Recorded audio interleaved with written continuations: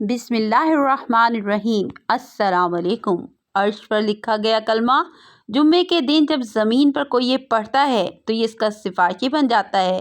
نبی پاک صلی اللہ علیہ وآلہ وسلم نے فرمایا، بے شک اللہ عز و جل کے عرش کے سامنے نور کا ایک ستون ہے۔ جب بندہ یہ کلمہ یہ ذکر زمین پر پڑھتا ہے تو وہ ستون ہلنے لگتا ہے۔ اللہ تبارک و تعالیٰ اس سے فرماتا ہے ٹھہر جا۔ وہ عرض کرتا ہے میں کیسے ٹھہروں حالانکہ تو نے اس کلمہ پڑھنے والے کی مغفرت نہیں فرمائی؟ تو اللہ رب العزت فرماتا ہے بے شک میں نے اس کی مغفرت فرما دی، تو پھر وہ ستون ٹھہر جاتا ہے۔ اسی طرح حضرت آدم علیہ السلام کو اللہ پاک نے پیدا کیا تو انہوں نے عرش کے نیچے یہ کلمہ لکھا ہوا دیکھا، لا الہ الا اللہ محمد رسول اللہ۔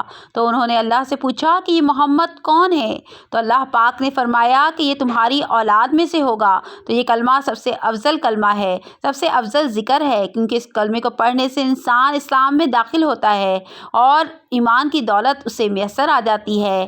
آپ نے رجب کے پہلے جمعے کے دن یہ کلمہ لازمی پڑھنا ہے۔ جب کوئی اللہ کا بندہ پورے دل سے اللہ تعالیٰ کا یہ کلمہ پڑھتا ہے اور یہ اقرار کرتا ہے کہ اللہ کے سوا کوئی معبود نہیں اور محمد صلی اللہ علیہ وآلہ وسلم اللہ کے رسول ہیں، تو پھر ہو ہی نہیں سکتا کہ اللہ پاک اس کے دل کی کسی مراد کو پورا نہ کرے، اس کی کسی حاجت کو پورا نہ کرے، اس کو رزق نہ دیں یا اس کے رزق میں برکت نہ کر دیں۔ پورے دل سے آپ نے اس کو پڑھ کر دعا مانگنی ہے، انشاءاللہ تعالیٰ آپ جو مانگیں گے آپ کو ملے گا۔ تو اگر آپ کو ویڈیو اچھی لگی تو آپ نے لائک کرنا ہے، شیئر کرنا ہے اور اس کو سبسکرائب کرنا ہے۔ جزاک اللہ خیر۔